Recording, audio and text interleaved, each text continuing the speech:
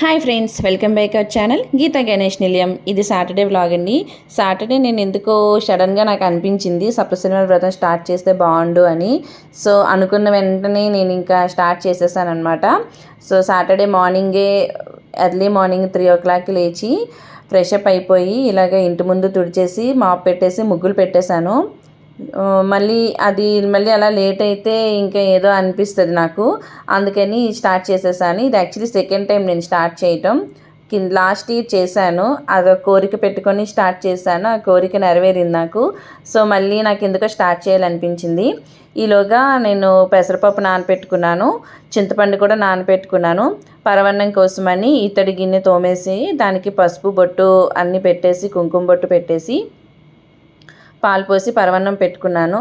ఒకదానికొకటి ఆల్టర్నేట్గా పనులు చేసుకుంటూ ఉంటున్నాను. ఎర్లీ మార్నింగే కదా, మళ్ళీ వెంటనే పూజ చేసేసాలి తెల్లవారికి ముందే. సో అందుకని స్టార్ట్ చేస్తాను. పిండి దీపాల కోసమని వరిపిండి తీసుకున్నాను. అందులో కొంచెం వరిపిండి ఉంచేసి దాన్ని సలివిడిగా నేను పెట్టుకున్నాను ప్రసాదం కోసం. పరవన్నంకి పిండి దీపాలకి బెల్లం తురుముకున్నాను. పిండి దీపాలు ఏంటంటే వరిపిండి, పాలు, బెల్లము, అరటిపండు, బాగా ముగ్గిన అరటిపండు తీసుకొని పిండి దీపాలు చేస్తే చాలా బాగా వస్తాయండి పిండి దీపాలు. నేను ఎప్పుడు అలాగే చేస్తాను. ఈలోగా పాలు వేడి చేసేసుకున్నాను పరవన్నం కోసం అనేసి. పరవన్నం కోసం నేను ఎప్పుడు బెల్లం కూడా అందులో కలిపానండి, పాలు విరిగిపోతాయి. బెల్లం ఇలా కరిగించేసి వడకాసుకొని లాస్ట్లో పెట్టుకుంటాను అనమాట. లాస్ట్లో కలిపేస్తాను పరవన్నంలో, అప్పుడు చాలా టేస్ట్ కూడా బాగుంటుంది. పులిహోర కోసమని అన్నం కూడా పెట్టేశాను స్టవ్ మీద. అవి ఉడుకుతూ ఉండేటప్పటికి ద్వారబంధాలకి ముగ్గులు పెట్టేసుకున్నాను. ఇక్కడ చెన్నైలో మేము రెంటెడ్ హౌస్లో ఉంటున్నాం కదా, ద్వారబంధాలు అవి ఏం ఉండవు. సో అందుకని అలాగ పెట్టుకున్నాను అనమాట. ఈలోగా పొయ్యి మీద అవి ప్రసాదాలు రెడీ అవుతున్నాయి.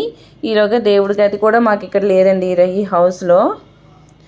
ఒక రూమ్లో ఈ సన్యమూలు పెట్టుకుంటాను అనమాట ఎప్పుడు ఏ పూజలు చేసినా ఇంకంతే. సో ఇలాగ పీట మీద పసుపు ముగ్గులు పెట్టేసి బియ్యం పెట్టి దేవుడి ఫోటోకి బొట్లు పెట్టుకుని దేవుడి ఫోటో పెట్టేస్తాను. ఎప్పుడు అలాగే చేస్తాను. లాస్ట్ ఇయర్ కూడా ఈ ఇంట్లోనే చేశాను.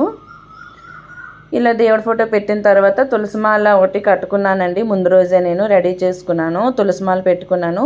సలివిడి, వరిపిండితో చేసిన సలివిడి, తర్వాత పెసరపప్పు, బెల్లము, తర్వాత చిమ్మిలి ఇష్టం కదా, సో చిమ్మిలి 7 ఉండలు పెట్టానమాట ప్రసాదం కింద.